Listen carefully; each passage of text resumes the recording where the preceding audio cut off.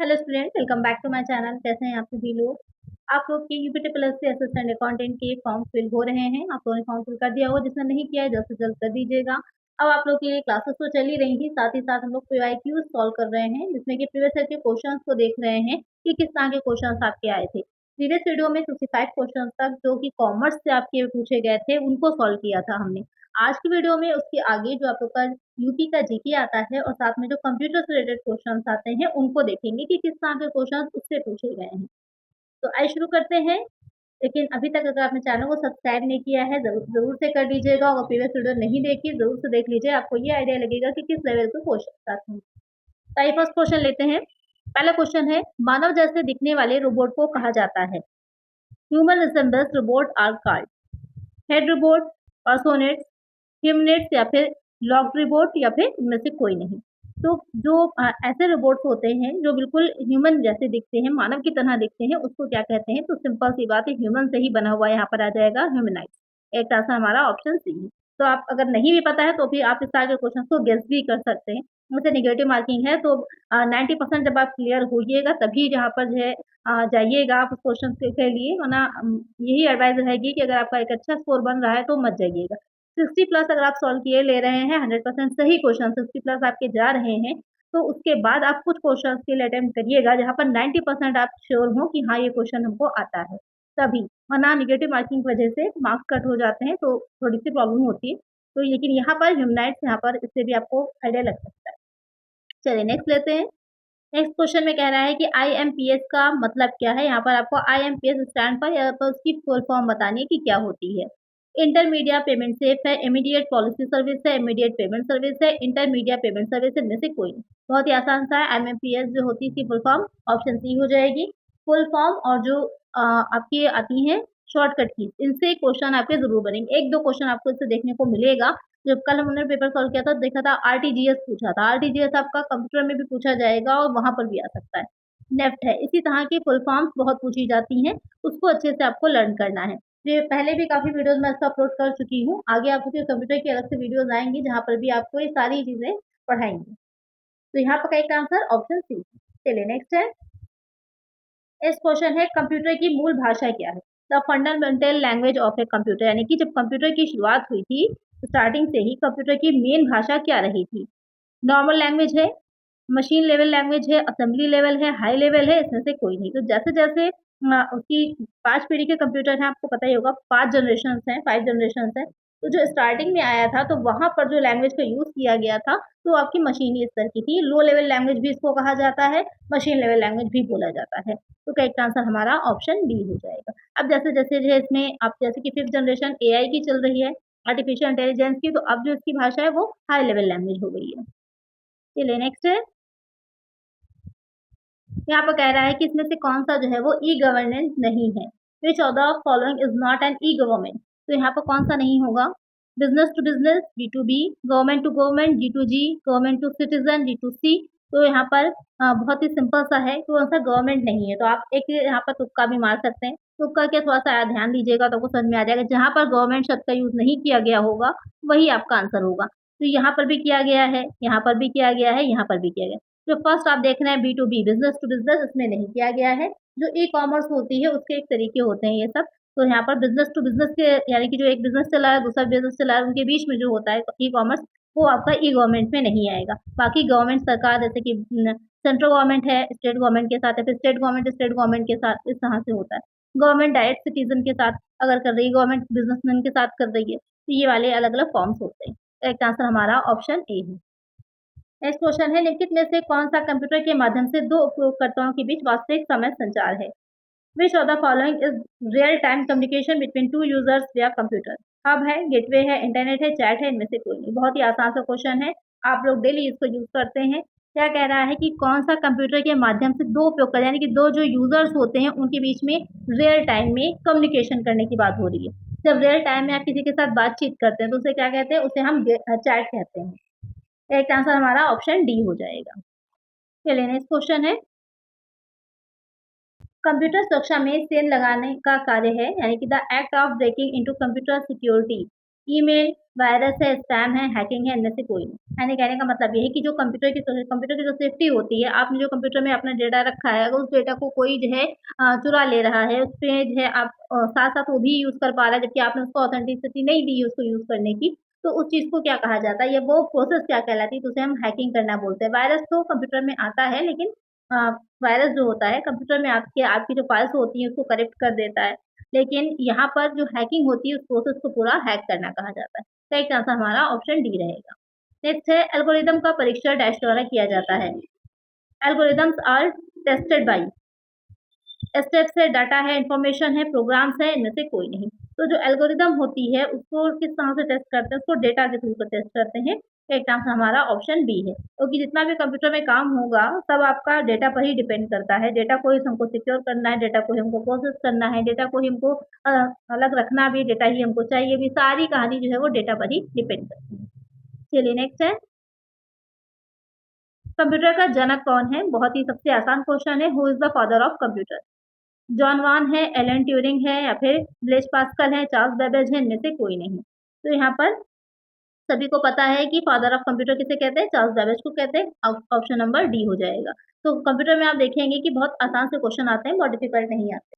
Next question है यहाँ पर, निम्नलिखित में से कौन सी भौतिक चीज है जो इथरनेट या किसी तार पर दिखाई देती है? Which of the following is a physical thing appearing on Ethernet और सम वायर? इंटरनेट है, पैकेट है, डाटाग्राम है, डेटाबेस है, इनमें से कोई नहीं। तो यहाँ पर क्या कह रहा है, एक जो फिजिकल थिंग है जो कि अपेयर होती है इथरनेट या फिर किसी और वायर पर, उसे पैकेट कहा जाता है। करेक्ट आंसर हमारा ऑप्शन बी हो जाएगा।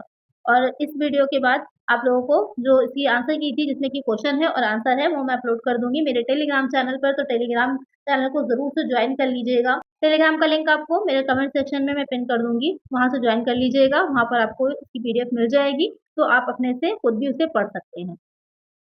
चलिए नेक्स्ट क्वेश्चन लेते हैं। अंकगणितीय संचालन और तार्किक संचालन किसके द्वारा किए जाते हैं? Arithmetic operations and logical operations are perform by. Output unit है, इनपुट यूनिट है, अरिथमेटिक एंड लॉजिकल यूनिट है, या फिर नन ऑफ दैट। तो यहाँ पर अंकगणितीय संचालन और तार्किक संचालन, जो सीपीयू होता है, सेंट्रल प्रोसेसिंग यूनिट होता है, उसमें मेनली 3 पार्ट आपके रहेंगे। एक पार्ट हो जाता है जो कि मेमोरी यूनिट हो जाता है, एक पार्ट हो जाता है जो कि आपका कंट्रोल यूनिट होता है। इसी उसमें सीक्वेंस में नहीं होता है, यहाँ पर मैं आपको सिर्फ समझा रही हूँ। और लास्ट वाला हो जाता है एएलयू, यानी कि अरिथमेटिकल एंड लॉजिकल यूनिट। तो सीयू क्या करता है, सब कुछ कंट्रोल करने का काम करता है। मेमोरी जो होती है, यहाँ पर प्राइमरी सेकेंडरी मेमोरी रहती है। एएलयू जो होता है, जितने भी अंकगणितीय काम होते हैं वो सिर्फ सब इस एएलयू में ही होते हैं। तो अरिथमेटिकल एंड लॉजिकल यूनिट कहा जाता है। करेक्ट आंसर हमारा ऑप्शन सी हो जाएगा। नेक्स्ट है, यहाँ पर कह रहा है कि पेस्ट के लिए शॉर्टकट की क्या है? व्हाट इज शॉर्टकट की फॉर पेस्ट? कट पेस्ट आपने सुना होगा। तो जब हम पेस्ट करते हैं उसकी शॉर्टकट की कंट्रोल प्लस वी होती है। कंट्रोल एक्स जो होती है ये कट करने की होती है, कि जो भी पैरा, जैसे यहाँ पर ये पैरा होता अगर वर्ड पे, तो यहाँ पर इसको अगर हम पूरा सिलेक्ट करते और सिलेक्ट करते और फिर कंट्रोल एक्स को प्रेस करते, तो ये सब क्या होता है, ब्लैंक हो जाता है, क्योंकि वो जितना भी इन्फॉर्मेशन होती है वो कट हो जाती है। फिर किसी दूसरे पेज पे ले जाकर हम उसको कंट्रोल वी से पेस्ट कर सकते हैं। तो इस तरह से इसको होता है। कंट्रोल ई से क्या होता है, आप लोग कमेंट सेक्शन में बताइएगा कि कंट्रोल ई किस लिए यूज होती है। नेक्स्ट है, डीएनएस का मतलब क्या है? DNS stand for domain name semi system, domain normalization system, domain normal system, domain name system. तो 15 क्वेश्चन में से 2 क्वेश्चन तो आपने देख लिए कि जो फुल फॉर्म से ही आपके पूछे गए हैं। डीएनएस की अगर हम बात करें तो इसकी फुल फॉर्म हो जाती है डोमेन नेम सिस्टम। एक आंसर हमारा ऑप्शन डी हो जाएगा। नेक्स्ट है, नेक्स्ट कह रहा है कि पीसीआई, यहाँ पर भी फुल फॉर्म ही पूछी गई है। ये थर्ड क्वेश्चन है जहाँ पर फुल फॉर्म पूछी गई है। तो क्या फुल फॉर्म हो जाती है?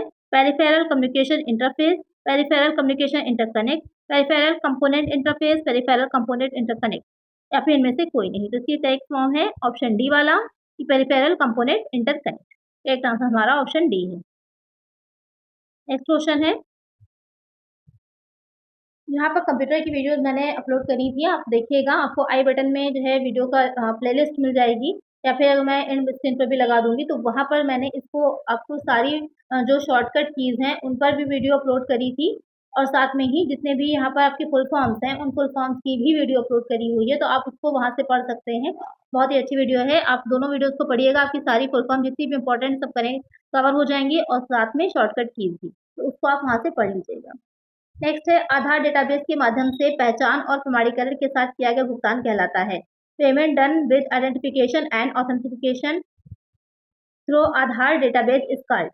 यानी कि जब आधार का यूज करते हैं आप प्रमाणीकरण के लिए, तो उसको क्या कहते हैं, AEPS कहते हैं। तो एक आंसर हमारा ऑप्शन ए हो जाएगा। नेक्स्ट है निष्पादन में प्रोग्राम को कहा जाता है, program in execution is called. Function, process, compiler, error, इनमें से कोई नहीं। तो निष्पादन में प्रोग्राम यानी कि कोई प्रोग्राम है जिसकी जो एग्जीक्यूट हो रहा है उसको क्या कहेंगे हम, उसको प्रोसेस करना बोलते हैं, क्योंकि कंप्यूटर की लैंग्वेज थोड़ी सी अलग होती है। आप लोग कॉमर्स से, आप लोग को भी पता है कि सिंपल सा कोई खरीद रहा है कुछ तो उसको खरीदना बोलते हैं, मार्केट में जाएगा कोई भी कंज्यूमर। लेकिन नॉर्मल भाषा में, हम कॉमर्स की भाषा में उसको परचेज करना बोलते हैं। तो हर सब्जेक्ट की अपनी अलग अलग लैंग्वेज होती है, तो यहाँ पर इसको हम प्रोसेस करना बोलते हैं। कि एक आंसर ऑप्शन डी है।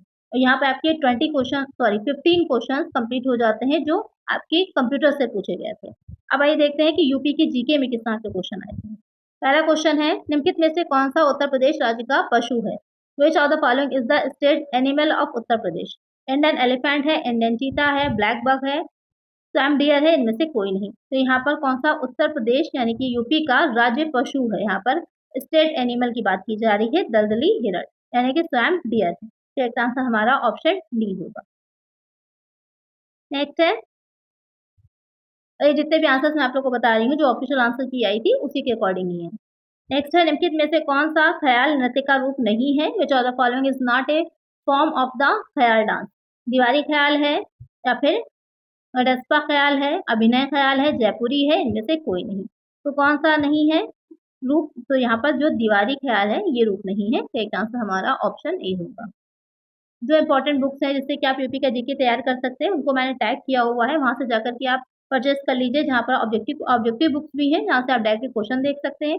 कुछ ऐसी बुक है जहाँ पर आप स्टेट में जो 75 डिस्ट्रिक्ट हैं उनमें अलग अलग भी चीजें, उससे रिलेटेड क्वेश्चन जो हैं वो भी मिल जाएंगे आपको।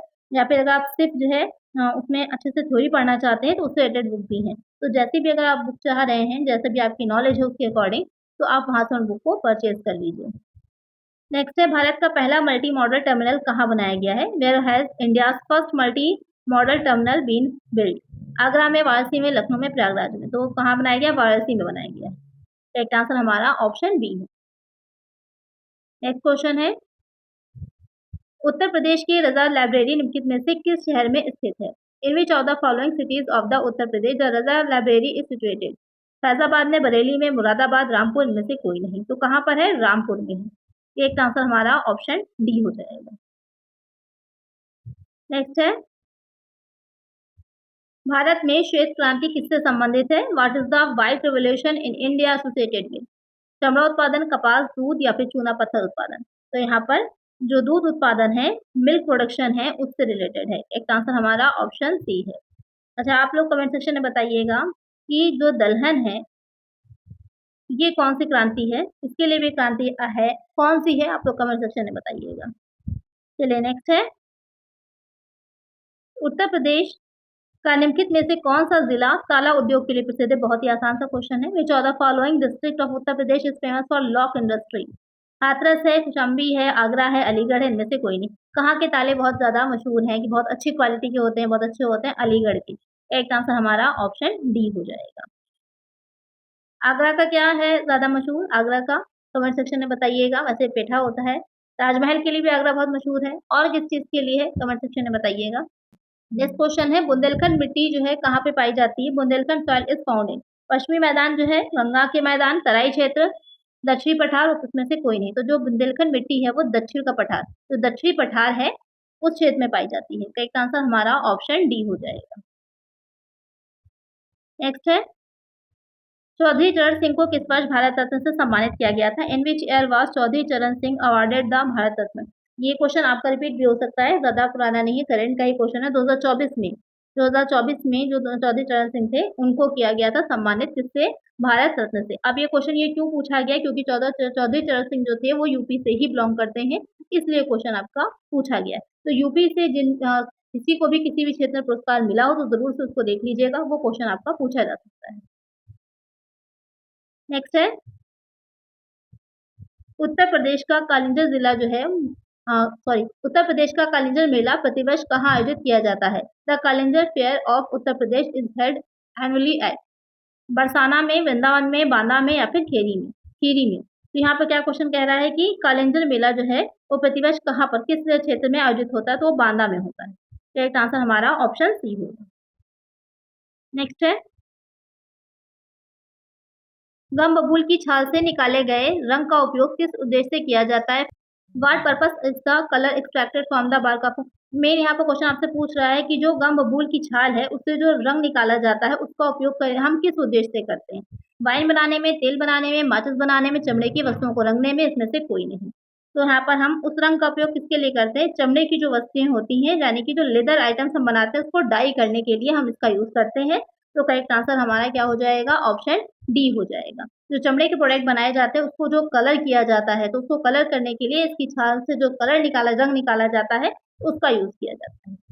चलिए नेक्स्ट है, आज तक उत्तर प्रदेश विधानसभा का गठन कितनी बार हुआ है? How many times has the Uttar Pradesh legislative assembly been constituted till date?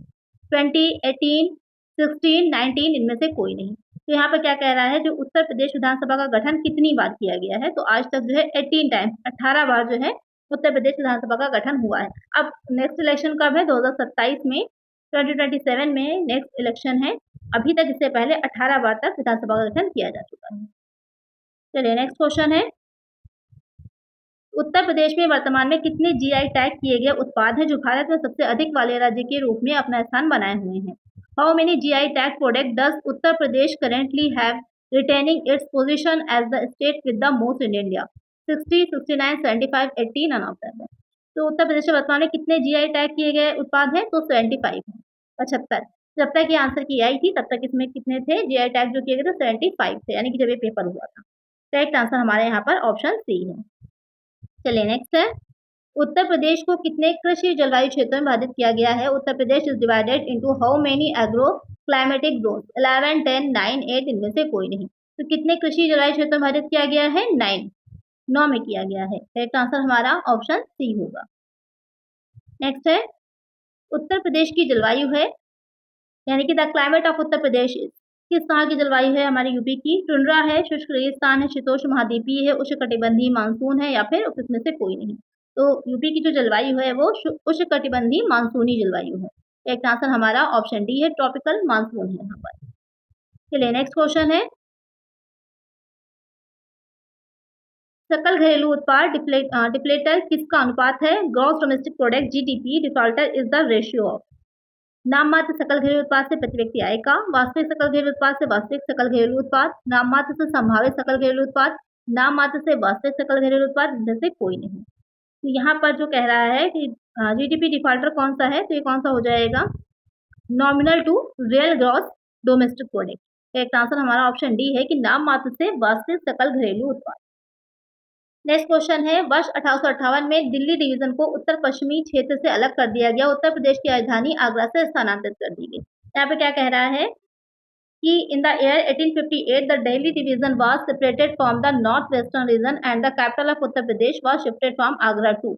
यहाँ पर क्या कह रहा है कि 1858 में क्या किया गया था? जो दिल्ली डिवीजन था उसको उत्तर पश्चिमी क्षेत्र, यानी कि जो नॉर्थ वेस्टर्न रीजन था उससे अलग कर दिया गया था। और जो यूपी है, उत्तर प्रदेश है, उसकी राजधानी जो थी आगरा से स्थानांतरित, यानी कि पहले आगरा थी तब तक, और आगरा से उसको शिफ्ट किया गया था। तो आगरा से उसको शिफ्ट किया गया था, शिफ्ट करके उसे कहाँ ले जाया गया था? इलाहाबाद ले जाया गया था। तो एक आंसर यहाँ पर हमारा ऑप्शन सी हो जाएगा। नेक्स्ट है,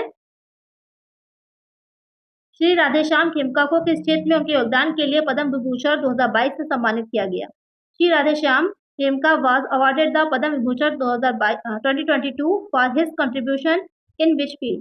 स्पोर्ट्स में, लिटरेचर, एजुकेशन में, पब्लिक अफेयर्स में, सिविल सर्विसेज में, इनमें से कोई नहीं। तो यहाँ पर किस क्षेत्र में दिया गया था इनको? लिटरेचर में, साहित्य और शिक्षा में, लिटरेचर एंड एजुकेशन में मिला था। तो एक आंसर हमारा ऑप्शन बी है। नेक्स्ट है, पूंजी स्टॉक में समय के साथ होने वाली टूट-फूट या कमी को संदर्भित करता है। वेयर एंड टेयर और depletion which capital stock undergoes over a period of time refers to. यहाँ पर क्या कह रहा है, जो पूंजी स्टॉक है उसमें क्या है, समय के साथ जो टूट फूट हो जाती है। अगर आपने मेरी डिप्रिसिएशन की क्लास ली है तो आपको बहुत अच्छे से पता है यहाँ पर किसकी बात की जा रही है। बहुत अच्छे से मैंने एक-एक चीज़ को आपको बताया था, जैसे कि यहाँ पर जो दे रखे हैं ऑप्शंस में डिमोलेशन है, डिवैल्यूएशन है या फिर डिमोर्टाइज़ेशन है, डिप्रिसिएशन है, इनमें से कोई नहीं। तो क्या होता है कमेंट सेक्शन में ज़रूर से बताइएगा। अगर आपने नहीं करी है ये क्लास तो ज़रूर से कर लीजिए कमेंट सेक्शन में। एंड स्क्रीन पर भी लिंक मिल जाएगा आपको, साथ में जो डिस्क्रिप्शन बॉक्स है वहाँ पर भी इसकी प्लेलिस्ट मिल जाएगी, वहाँ पर जाके आप देख लीजिएगा। आपकी इसकी क्लासेस रेगुलर चल रही हैं, जिसमें कि जितने भी टॉपिक आपके हैं जो एग्जाम में पूछे जाने हैं उससे रिलेटेड क्वेश्चन सॉल्व कराए जाएंगे। चलिए नेक्स्ट है, निम्नलिखित में से उत्तर प्रदेश का कौन सा नृत्य मानसून के आगमन से पहले किया जाता है? Which of the following dance of Uttar Pradesh is perform before the arrival of monsoon? यानी कि कौन सा ऐसा नृत्य है जो मानसून आने से पहले किया जाता है? धुरिया है, कनरा है, कजरी है, जोगनी है, उसमें से कोई नहीं। तो कौन सा नृत्य है? कौन सा नृत्य हो जाएगा? कजरी। तो एक आंसर हमारा ऑप्शन सी होगा। नेक्स्ट है, और ये लास्ट क्वेश्चन भी है, कौन सा घराना ख्याल गायकी और ध्रुपद धमार के का मिश्रण है? विच घराना इज ब्लेंड ऑफ ख्याल गायकी एंड ध्रुपद धमार? यहाँ पर किसका जो है मिश्रण है? कौन सा घराना? रामपुर का है, अतरौली का है, किराना है, आगरा है, उसमें से कोई नहीं। तो जो आगरा का घराना है वो इसका मिश्रण है। तो एक आंसर हमारा ऑप्शन डी है। तो आज हमारा जो 5 जैन को एग्जाम हुआ था वो उसके जितने भी 100 क्वेश्चन थे आपके कंप्लीट हो जाते हैं। 65 क्वेश्चन जो कॉमर्स रिलेटेड थे जो मैंने प्रीवियस वीडियो में सॉल्व करवाए थे, बाकी के 35 क्वेश्चन आप लोग के आज सॉल्व हो गए। तो ये पेपर आपका कंप्लीट हो जाता है। उसके बाद दूसरा पेपर जो फेब में हुआ था अब उसको मैं सॉल्व करवाऊंगी आप लोगों को, लेकिन इसके लिए आपको चैनल को सब्सक्राइब करना होगा कि मैं वीडियो अपलोड करूंगी तो आपको मिल जाए। तो सब्सक्राइब जरूर से कर लीजिएगा। जो नए स्टूडेंट है जो ऑलरेडी सब्सक्राइब किए हुए हैं तो प्लीज वीडियो को लाइक करिए और ज्यादा से ज्यादा शेयर कर दिया करिए, और टेलीग्राम ग्रुप को ज्वाइन कर लीजिएगा इस पीडीएफ के लिए। आज की वीडियो में इतना ही, मिलते हैं नेक्स्ट वीडियो में। Thank you.